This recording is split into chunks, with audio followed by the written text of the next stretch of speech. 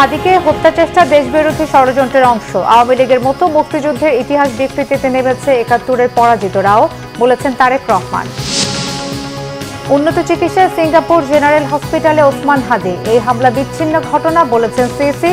যথাসময়ে নির্বাচনের আশ্বাস। হাদির উপর হামলাকে বিচ্ছিন্ন ঘটনা বলায় সিসিকে ক্ষমা চাইতে বললেন সাদিক কায়েম। ব্যাখ্যা চাইলেন ডাক্তার শফিক। বক্তব্য প্রত্যাহার চান নাহিদ। আইনশৃঙ্খলা ভালো করতে আরো কঠোরতার তাগিদ অর্থ উপদেষ্টার। জানালেন নির্বাচন ও গণভোটে বাড়তি খরচে সমস্যা হবে না।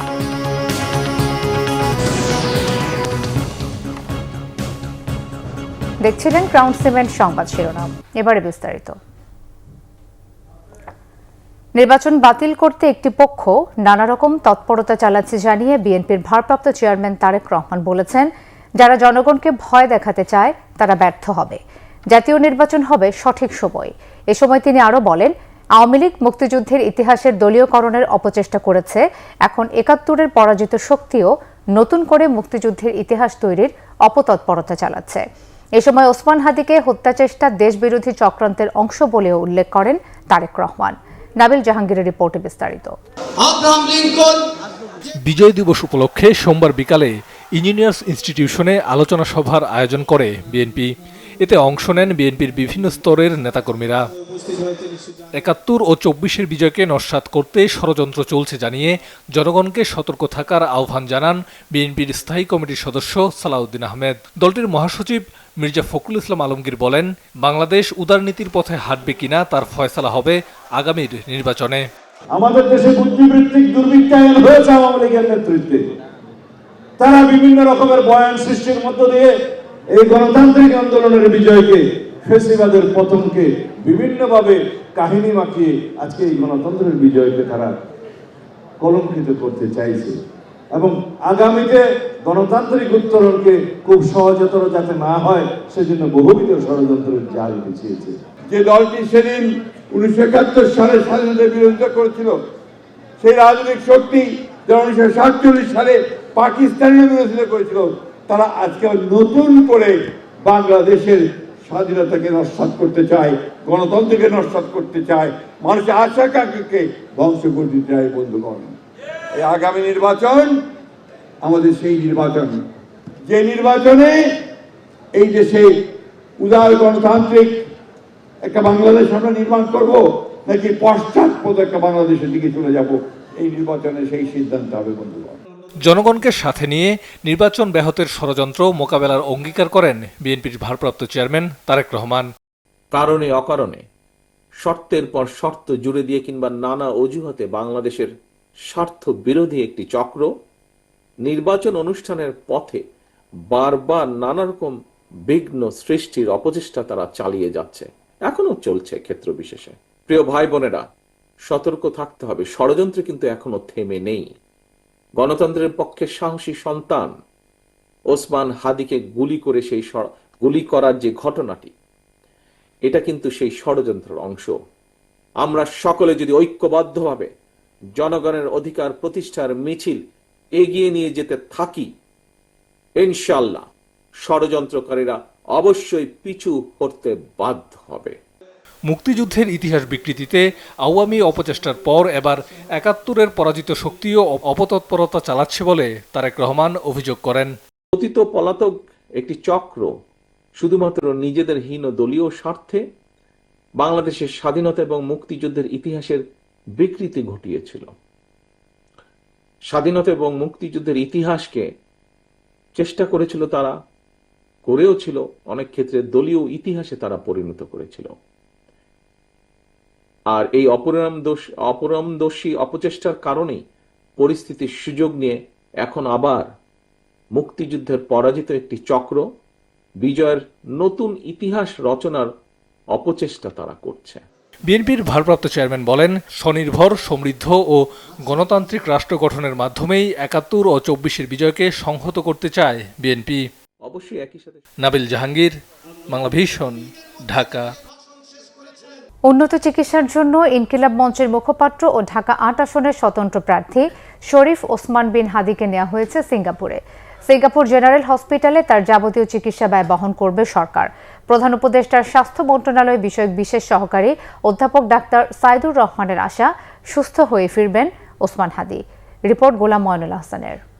স্বজনদের দাবি ছিল ওসমান হাদিকে উন্নত চিকিৎসার জন্য বিদেশে নেবার। প্রধান উপদেষ্টার নির্দেশে গত 2 দিন সরকারের পক্ষ থেকে সিঙ্গাপুর, থাইল্যান্ড ও মালয়েশিয়ার হাসপাতালগুলোর সাথে যোগাযোগ করা হচ্ছিল। রবিবার প্রধান উপদেষ্টার প্রেস উইং জানায়, সোমবার দুপুরে ওসমান হাদিকে নেওয়া হবে সিঙ্গাপুরে। সে অনুসারে সোমবার 11:22 সিঙ্গাপুর থেকে এয়ার অ্যাম্বুলেন্সটি ঢাকায় পৌঁছায়।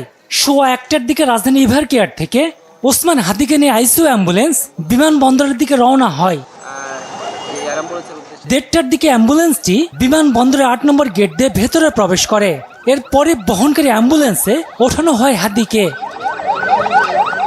পরে বিমানবন্দরে হাদির সফর সম্পর্কে বিস্তারিত জানান প্রধান উপদেষ্টার স্বাস্থ্য মন্ত্রণালয় বিষয়ক বিশেষ সহকারী অধ্যাপক সাইদুর রহমান। এই মাত্র এয়ার অ্যাম্বুলেন্সে করে ওসমান হাদি সিঙ্গাপুর জেনারেল হাসপাতালের উদ্দেশ্যে রওনা হয়েছে। আমাদের ওই পক্ষে সিঙ্গাপুরে আমাদের হাই কমিশন এই ব্যাপারে সম্পূর্ণ অ্যালার্ট, এবং সিঙ্গাপুর জেনারেল হসপিটালের সকল টিমের যারা আছেন তাদের সবার সঙ্গেই কিছুক্ষণ আগে তাদের টেলিকনফারেন্সিং হয়েছে। তারা নিশ্চিত করেছেন, এয়ার অ্যাম্বুলেন্স টিমের সঙ্গে টেলিকনফারেন্স করা হয়েছে, তারা নিশ্চিত করেছেন, এবং এখন আমরা আশাবাদী যে তাকে অন্তত পক্ষে আমরা সিঙ্গাপুর জেনারেল হাসপাতালে, আপনারা জানেন এই অঞ্চলের মধ্যে নিউরোসার্জারিতে সবচেয়ে ভালো সেন্টার। এখন আমরা শুধুমাত্র হাদির জন্য দোয়া চাইব। আমরা আশা করব যে সবাই আপনারা দোয়া করবেন। হাদির শারীরিক অবস্থা বিবেচনায় নিয়ে চিকিৎসকরা তাকে 4 ঘন্টার এই সফরে সম্মত হয়েছেন বলে জানান তিনি। সিঙ্গাপুর জেনারেল হাসপাতাল এবং এভারকেয়ার 2 কর্তৃপক্ষ যখন সন্তুষ্ট হয়েছেন যে উনি 4 ঘন্টা ফ্লাইট করার জন্য উপযোগী, তৎক্ষণাৎ আমরা ওনাকে আসলে শিফট করিয়েছি। এখন আপনারা সবাই দোয়া করবেন। আমরা বলতে চাই যে ওনার আঘাত সম্পর্কে আপনারা ইতিমধ্যে অনেকবার শুনেছেন। ওনার গুলিবিদ্ধ যে মস্তিষ্ক, সেটা ছাড়া বাকি অর্গানগুলো আল্লাহর রহমতে বলা যেতে পারে কিডনি, হার্ট এবং রেসপিরেশন, এই 3টি ক্ষেত্রে এখন পর্যন্ত এটাকে নিয়ন্ত্রণযোগ্য। গত শুক্রবার রাজধানীর বিজয়নগর এলাকায় গুলিবিদ্ধ হন হাদি। প্রথমে ঢাকা মেডিকেল কলেজ হাসপাতালে, পরে একই দিন এভারকেয়ার হাসপাতালে নেওয়া হয় তাকে। চিকিৎসকরা বরাবরই বলেছেন হাদির অবস্থা আশঙ্কাজনক। গোলাম ময়নুল হাসান, বাংলা ভিশন, ঢাকা। হাদির উপর হামলার ঘটনা একটি বিচ্ছিন্ন ঘটনা উল্লেখ করে প্রধান নির্বাচন কমিশনার এএমএম নাসির উদ্দিন বলেছেন, এই ঘটনায় নির্বাচন নিয়ে কোনো শঙ্কা নেই, যতই বাধা আসুক সময় মতো নির্বাচন হবে। এদিকে ইউরোপীয় ইউনিয়নের রাষ্ট্রদূত মাইকেল মিলার বলেছেন, বাংলাদেশের আগামী নির্বাচন অবাধ, সুষ্ঠু ও গ্রহণযোগ্য হবে, এমন প্রত্যাশা সবার সাথে তারও। আসমা আক্তার নূপুরের রিপোর্ট। প্রথমবার ভোটার তালিকায় অন্তর্ভুক্ত হয়ে ভোট দেওয়ার সুযোগ পেয়ে উদ্বেলিত তরুণরা, আবার কেউ কেউ আরও 10-12 বছর আগে ভোটার হয়েও প্রথমবারের মতো ব্যালটে সিল দেওয়ার সুযোগ পেয়েছেন জেন ভোট ফেস্টিভ্যালে। তারুণ্যের ভোট উৎসব উদ্বোধন করে প্রধান নির্বাচন কমিশনার বলেন, 69, 71, 24-এ তরুণরাই পথ দেখিয়েছে। আগামী নির্বাচনেও থাকবে তারুণ্যের অগ্রণী ভূমিকা। আমরা যে সাহস করে নেমে পড়েছি, এই আমাদের এই সাহসী পদক্ষেপ এর সাথে তোমাদের যদি অংশগ্রহণ যদি থাকে, ইনশাল্লাহ আমরা সাকসেসফুল হব to deliver A free, fair and credible election. ইনশাল্লাহ এটা আমরা একসাথে মিলেই করব। ইলেকশন কমিশনের একার পক্ষে সম্ভব নয়, সবাইকে নিয়ে আমরা এটা করব। হাদির উপর হামলার ঘটনা ভোটে বাধা হবে না বলেও অভিমত তার। সিইসি বলেন, অতীতেও দেশে এই ধরনের ঘটনা ঘটেছে। আইনশৃঙ্খলা অবনতি হলো কোথায়? একটু মাঝে মধ্যে 2-1টা খুন খারাপি হয়। এই যে হাদির একটা ঘটনা হয়েছে, আমরা এগুলো বিচ্ছিন্ন ঘটনা বলে মনে করি। এই ধরনের ঘটনা তো সবসময় ছিল। আগে কি আহসানুল্লাহ মাস্টার খুন হয় নাই? এরকম তো অনেক আগে হয়েছে, ঘটনা তো অনেক আছে। আমাদের কিবরিয়া সাহেব, যে ফরমার ফরেন মিনিস্টার কিবরিয়া সাহেব খুন হন নাই? ইলেকশন আসলে এই ধরনের ঘটনা হয় বাংলাদেশে, এগুলো নতুন কিছু না। সুতরাং আইনশৃঙ্খলা পরিস্থিতির বড় উন্নতি হয়েছে। অনুষ্ঠানে ইইউ রাষ্ট্রদূত মাইকেল মিলার বলেন, বাংলাদেশের আগামী নির্বাচনের দিকে তাকিয়ে আছে গোটা বিশ্ব। And I am inspired by this festival's promotion of inclusivity. The presence and leadership of young women matters. Accessibility matters. Democracy is strongest when everyone belongs, when participation is at its highest. So let me end with 2 messages that I cannot stress enough.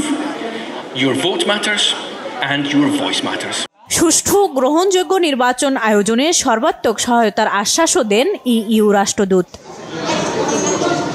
Asma Akter নূপুর, বাংলাভিশন, ঢাকা। হাদির উপর হামলা বিচ্ছিন্ন ঘটনা, এমন কিছু এদেশের নতুন নয়। সিইসির এই মন্তব্যে ক্ষুব্ধ ডাকসু ভিপি সাদিক কায়েম। এ বক্তব্যের জন্য তাকে জাতির কাছে ক্ষমা চাইতে বলা হয়েছে। ইনকিলাব মঞ্চের মুখপাত্র ঢাকা ৮ আসনের স্বতন্ত্র প্রার্থী শরীফ ওসমান হাদির উপর হামলাকারীদের গ্রেফতারের ব্যর্থতায় স্বরাষ্ট্র উপদেষ্টা সহ ৩ উপদেষ্টার পদত্যাগ সহ ৩ দফা দাবিও করেছেন ডাকসু ভিপি। সচিবালয় ঘেরাও সহ একই দাবিতে শাহবাগে ব্লকেট করেছে জাতীয় ছাত্র শক্তি। এসব দাবিকে যৌক্তিক বলেছেন স্বরাষ্ট্র উপদেষ্টা। রিপোর্ট জিয়া খানের। সোমবার দুপুর 12টার দিকে রাজধানীর শাহবাগ মোড় অবরোধ করে জাতীয় ছাত্র শক্তির নেতাকর্মীরা। ইনকিলাব মঞ্চের মুখপাত্র শরীফ ওসমান হাদির উপর হামলাকারীদের গ্রেফতারে ব্যর্থতায় স্বরাষ্ট্র উপদেষ্টার পদত্যাগ দাবি তাদের। দিনে দুপুরে প্রকাশ্য দিবালুকে একটা এলিট পার্সন ক্যান্ডিডেটকে গুলিবিদ্ধ অবস্থায় জীবন মৃত্যুর সন্ধিক্ষণে আজকে 4 দিন যাবৎ হাসপাতালে, অথচ আমাদের স্বরাষ্ট্র মন্ত্রণালয়, আমাদের প্রশাসন, আমাদের রাষ্ট্রযন্ত্র, আমাদের সরকার অথর্ব। আইন শৃঙ্খলা বাহিনী অধঃপতনের কারণে জিনিসটা এরকম হয়েছে, নাহলে তো ধরার কথা ছিল, ধরতে পারেনি। আমরা জুলাইতে করছি ফেসিবাদী দূর করার জন্য, অন্যায় অনাচার জুলুম, তারপরে চাঁদাবাজি টেন্ডারবাজি এগুলো তো দূর করার জন্য, কিন্তু ঘুরে ফিরে না সেখানেই যা চলে যাচ্ছে। 12 ফেব্রুয়ারি নির্বাচনের আগে স্বরাষ্ট্র উপদেষ্টার পদত্যাগ চান তারা। জুলাই আন্দোলনের সম্মুখসারী যোদ্ধাদেরকে একই সঙ্গে সামনে ইলেকশনের সময়টাতেও দেশ স্থিতিশীল রাখতে পারবেন, আমরা সেরকম স্বরাষ্ট্র উপদেষ্টা চাই। এদিকে 3 দফা দাবিতে সচিবালয় ঘেরাও কর্মসূচি পালন করে ঢাকা বিশ্ববিদ্যালয় কেন্দ্রীয় ছাত্র সংসদ। এ সময় তারা 48 ঘন্টার মধ্যে আওয়ামী লীগের বিরুদ্ধে চিরুনি অভিযানের দাবি করেন।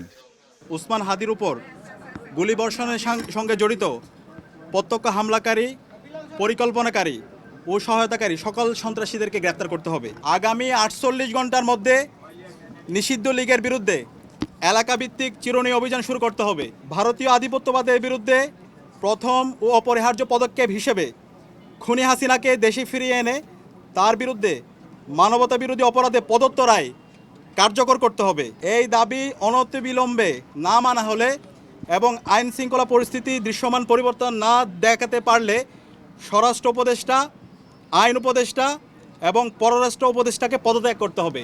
ডাকসু প্রতিনিধি দলের সাথে সাক্ষাৎ শেষে স্বরাষ্ট্র উপদেষ্টা বলেন তাদের দাবির সাথে তিনিও একমত।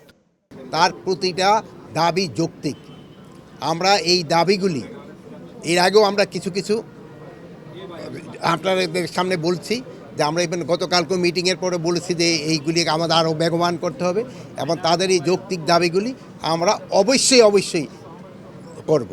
হাদির উপর হামলাকারীদের সম্পর্কে এখনই সবকিছু বলা যাবে না বলে মন্তব্য করেন অবসরপ্রাপ্ত লেফটেন্যান্ট জেনারেল জাহাঙ্গীর আলম চৌধুরী। জিয়া খান, বাংলাভিশন, ঢাকা। ওসমান হাদিকে গুলির ঘটনা বিচ্ছিন্ন। প্রধান নির্বাচন কমিশনারের এমন বক্তব্যে ক্ষুব্ধ প্রতিক্রিয়া জানিয়ে ব্যাখ্যা দিতে বলেছেন জামাতের আমির ডাক্তার শফিকুর রহমান।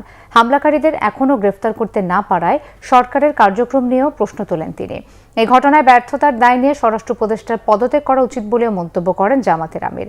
মহান বিজয় দিবস উপলক্ষে জাতীয় প্রেস ক্লাবের ঢাকা মহানগরী দক্ষিণ শাখা আয়োজিত আলোচনা অনুষ্ঠানে ডাক্তার শফিকুর রহমান আরও বলেন, একজন বিপ্লবী আহত হলেই সরকার নড়েচড়ে বসবে, এমন সরকার চান না তারা। তিনি জানান, আগামী নির্বাচনে জয় পেলে সব দলকে নিয়ে সরকার গঠন করবে জামাত। প্রধান তিনি একটি বক্তব্য রেখেছেন যা আমি বিশ্বাস করি আমার মতো সমস্ত মানুষকে আহত করেছে। আমি তাকে বিনয়ের সাথে অনুরোধ করব, আপনার এই বক্তব্যের ব্যাখ্যা আপনাকে দিতে হবে। জাতির মনে আপনি বক্তব্য যে দুঃখ সৃষ্টি করেছেন, এই দুঃখ দূর করার দায়িত্ব আপনার। আপনাকে প্রমাণ করতে হবে আপনি যে সেনসিটিভ জায়গায় এখন দায়িত্ব পালন করছেন, এই জায়গায় দায়িত্ব পালনের জন্য আপনি উপযুক্ত ব্যক্তি। ইনকিলাব মঞ্চের মুখপাত্র ওসমান হাদির গুলিবিদ্ধ হওয়ার ঘটনা বিচ্ছিন্ন ঘটনা নয়। বাংলাদেশে ভারতীয় আধিপত্য বজায় রাখতে নির্বাচন বানচালে ষড়যন্ত্র বলে অভিযোগ করেছেন বিভিন্ন রাজনৈতিক দলের নেতারা। সিইসির বক্তব্য প্রত্যাহারের পাশাপাশি স্বরাষ্ট্র উপদেষ্টার পদত্যাগের দাবি উঠেছে কেন্দ্রীয় শহীদ মিনারের সমাবেশে। ওসমান হাদির উপর গুলির প্রতিবাদে সোমবার বিকেলে কেন্দ্রীয় শহীদ মিনারে অনুষ্ঠিত সর্বদলীয় সমাবেশে এনসিপির আহ্বায়ক নাহিদ ইসলাম ও জামাতের সেক্রেটারি জেনারেল মিয়া গোলাম পরোয়ার বলেন, এটি কোনোভাবেই বিচ্ছিন্ন নয় উল্লেখ করেন তিনি। সিসিএএমএম নাসিরউদ্দিনের বক্তব্যের প্রত্যাহার চান তারা। নেতারা হুঁশিয়ারি দেন, ভারতীয় আধিপত্য বজায় রাখতে যারা নির্বাচন বানচালে ষড়যন্ত্র করছেন তাদের শক্তভাবে মোকাবেলা করা হবে। পদত্যাগ চাওয়া হয় স্বরাষ্ট্র উপদেষ্টার। আগামী 25 ডিসেম্বরের মধ্যে শেখ হাসিনা সহ অন্যান্য আসামিদের ফেরত দিতে ভারতের প্রতি আহ্বান জানান দৈনিক আমার দেশ সম্পাদক মাহমুদুর রহমান। 16 ডিসেম্বর বিজয় দিবসে প্রতিবাদ র্যালির ঘোষণা দেয় ইনকিলাব মঞ্চ।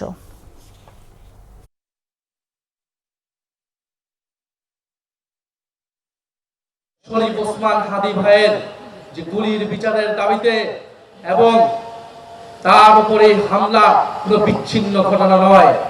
যে ইলেকশন কমিশন এই কথা বলে, সেই ইলেকশন কমিশনার দায়িত্বে থাকার কোনো নৈতিক অধিকার থাকে না। ঢাকা ৮ আসনের সম্ভাব্য স্বতন্ত্র প্রার্থী শরীফ ওসমান হাদির বিদেশে চিকিৎসার জন্য অর্থ মন্ত্রণালয়ের বাজেট থেকে টাকা দেওয়া হচ্ছে বলে জানিয়েছেন অর্থ উপদেষ্টা ডক্টর সালেউদ্দিন আহমেদ। তিনি জানান, দেশের রাজনৈতিক পরিবেশ সন্তোষজনক হলেও আইনশৃঙ্খলা ভালো করতে আরও কঠোর হওয়া প্রয়োজন। ভোটের দিনে গণভোট করতে নির্বাচন কমিশন বাড়তি অর্থের চাহিদা দিলে বরাদ্দ দেওয়ার আশ্বাসও দেন অর্থ উপদেষ্টা। উন্নত চিকিৎসার জন্য এয়ার অ্যাম্বুলেন্সে করে সিঙ্গাপুরে নেওয়া হয়েছে ইনকিলাব মঞ্চের মুখপাত্র শরীফ ওসমান হাদিকে।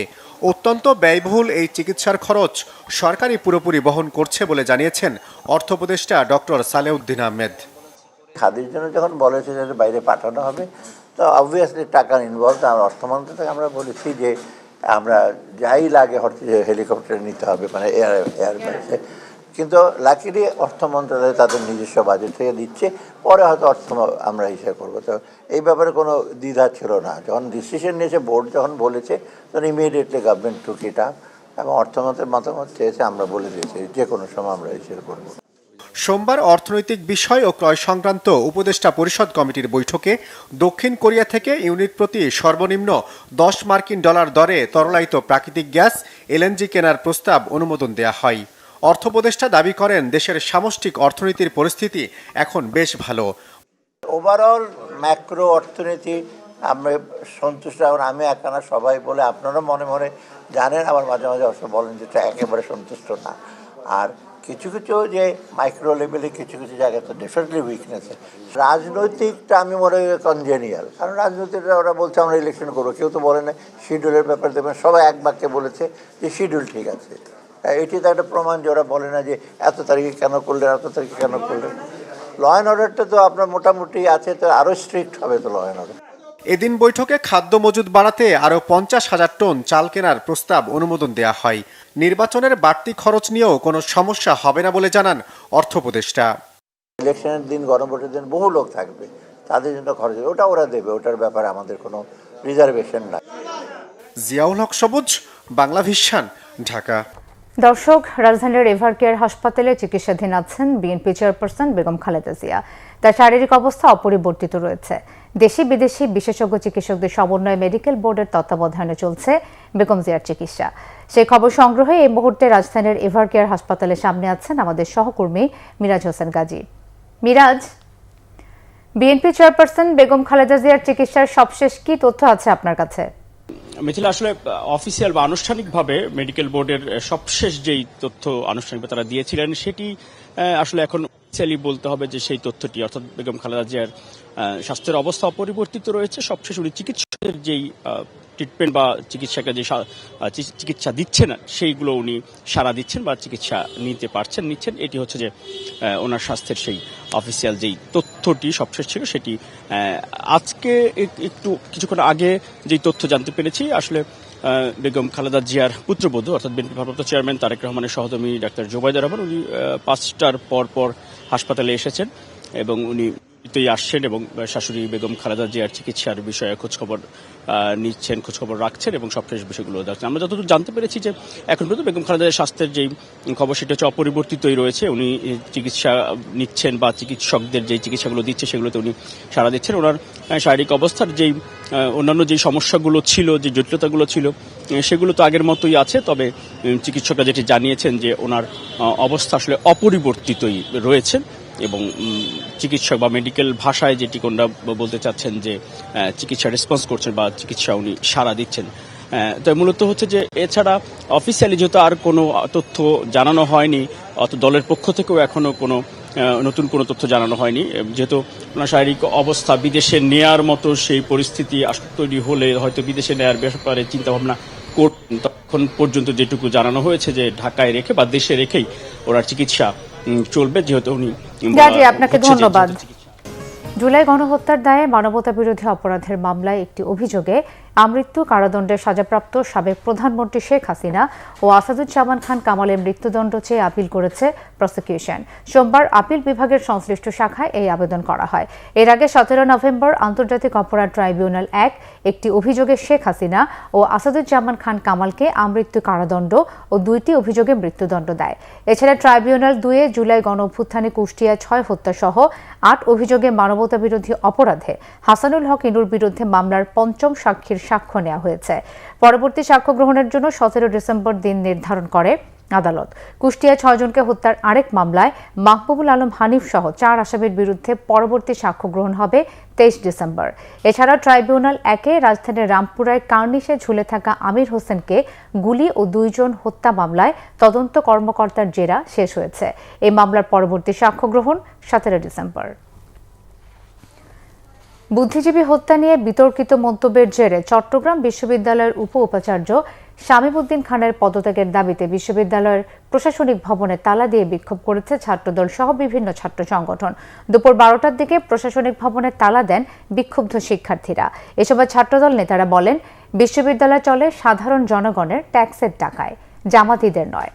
উপাচার্য পাকিস্তানিদের যোদ্ধা সম্বোধন করায় ক্ষমা চেয়ে তিনি পদত্যাগ না করা পর্যন্ত কর্মসূচি চলবে বলে বিক্ষুব্ধ শিক্ষার্থীদের পক্ষ থেকে জানানো হয়েছে। এর আগে রবিবার বুদ্ধিজীবী দিবস উপলক্ষে চট্টগ্রাম বিশ্ববিদ্যালয়ের উপাচার্যের দপ্তরে আয়োজিত এক আলোচনায় উপাচার্য অধ্যাপক শামীম উদ্দিন খান দাবি করেন, 71 সালে পাকিস্তানি বাহিনী যে সময় পালানোর চেষ্টা করছে সে সময় পাকিস্তানি যোদ্ধারা বাংলাদেশের বুদ্ধিজীবীদের হত্যা করবে, এটি রীতিমতো অবান্তর। বিদেশ থেকে মোবাইল আমদানিতে শুল্ক কমানোর বিষয়ে সরকার সিদ্ধান্ত নেবে বলে জানিয়েছেন এনবিআর চেয়ারম্যান আব্দুর রহমান খান। রাজধানীর সিরাডাপ মিলনায়তনে এক সেমিনারে তিনি বলেন, ব্যবসা সহজ করতে আমদানি করের পরিবর্তে ভ্যাট ও আয়কর আদায়ের দিকে নজর দেওয়া হচ্ছে। পাশাপাশি অবৈধভাবে আমদানি বন্ধে মোবাইল ফোন আমদানিতে শুল্ক কমানো হবে। এনবিআর চেয়ারম্যান আরও বলেন, ট্যাক্স জিডিপির অনুপাত কম থাকায় রাজস্ব আয় বাড়ানো না গেলে প্রয়োজনীয় খাতে ব্যয় করা সম্ভব হবে না। রাজস্ব প্রবৃদ্ধি নিশ্চিত করা না গেলে দেশের অর্থনীতিতে কাঙ্ক্ষিত গতি ফিরে আসবে না বলেও মনে করেন তিনি। তবে আর্থিক খাতের এমন দুরবস্থার মধ্যেও রাজস্ব আদায়ের গতি ভালো বলে জানান এনবিআর চেয়ারম্যান। সংবাদ শেষ করব ক্রাউন সিমেন্ট শিরোনামগুলো আরও একবার জানিয়ে। হাদিকে হত্যা চেষ্টা দেশবিরোধী ষড়যন্ত্রের অংশ। আওয়ামী লীগের মতো মুক্তিযুদ্ধের ইতিহাস বিকৃতিতে নেমেছে 71-এর পরাজিতরাও, বলেছেন তারেক রহমান। উন্নত চিকিৎসায় সিঙ্গাপুর জেনারেল হসপিটালে ওসমান হাদি, এই হামলা বিচ্ছিন্ন ঘটনা, বলেছেন সিসি, যথাসময়ে নির্বাচনের আশ্বাস। হাদির উপর হামলাকে বিচ্ছিন্ন ঘটনা বলে সিসিকে ক্ষমা চাইতে বললেন সাদিক কায়েম, ব্যাখ্যা চাইলেন ডাক্তার শফিক, বক্তব্য প্রত্যাহার চান নাহিদ। আইনশৃঙ্খলা ভালো করতে আরো কঠোরতার তাগিদ অর্থ উপদেষ্টার, জানালেন নির্বাচন ও গণভোটে বাড়তি খরচের সমস্যা হবে না।